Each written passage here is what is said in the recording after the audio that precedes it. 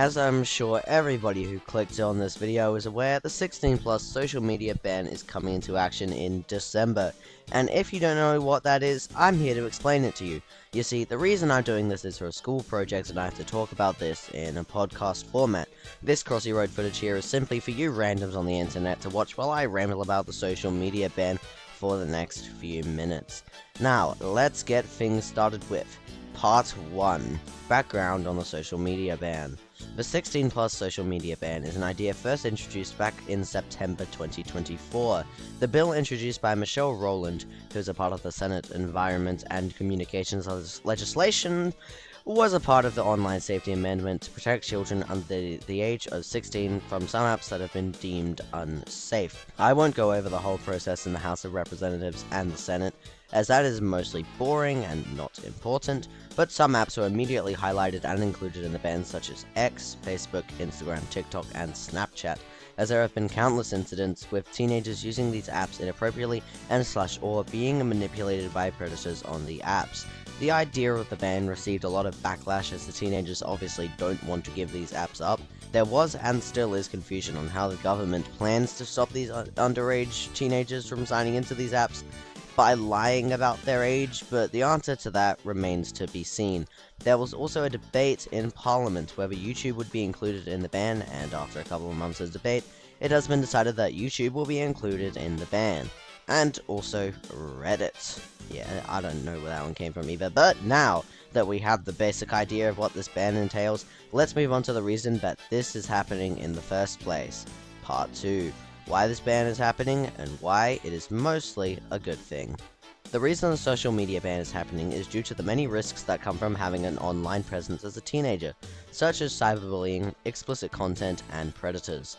These are massive risks to teenagers online, as due to their brains not being fully developed, they are prone to manipulation, whether that be by predators or content on the internet that might try to manipulate their young brains into believing dangerous ideas such as racism and sexism.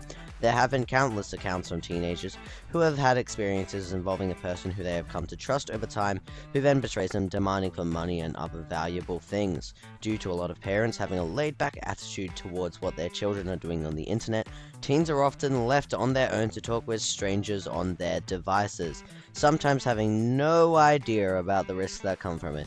This is only one part of the massive problems that come from teenagers being on these apps, which is why the government has decided to act and remove these apps as an option for those under 16, with the intention to keep teenagers from accessing these apps until they are older and more able to understand what they are doing and think it through.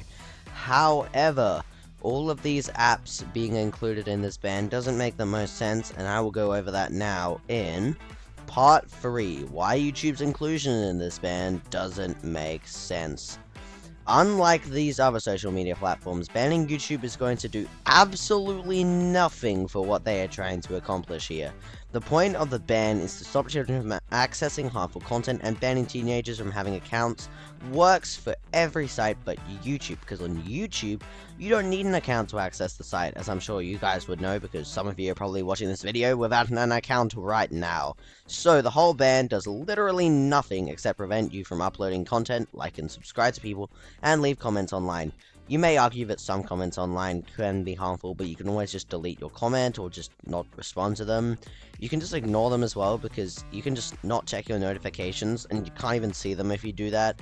And there's also, I'm pretty sure there's a report button, so I mean, this shouldn't really be a problem at all. For any predator trying to do damage to you, they would have to move you to a different site for private messaging, like, I don't know, Discord or something. So YouTube is completely safe in that way as well. In fact, banning YouTube is only going to make children's risk likelihood on YouTube increase, as without an account and being forced to use the web version, it is far more likely to show up content that may not be age appropriate for children, as the algorithm won't have any child blocking material or parental controls or anything like that stopping it. So really, including YouTube in this ban is putting children at more risk. The type of changes YouTube needs are different to what these other platforms need, so if the changes need to be made on YouTube, it needs to be in its own ban altogether and not included with these other apps. Part 4. How to solve this problem.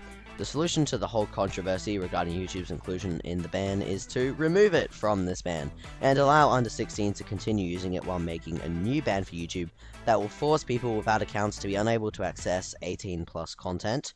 Another update could be to find a way to restrict content that may manipulate the minds of teenagers and convince them to believe in sexism or racism or become homophobic or something, but I'm not particularly sure how that one would work.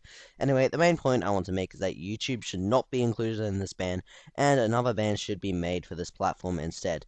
Now, that's all for now, and I'll see you guys for another video like this when I get another school project like this, which may be never. Alright, I hope you learned something in this video, and I will see you guys later. Goodbye.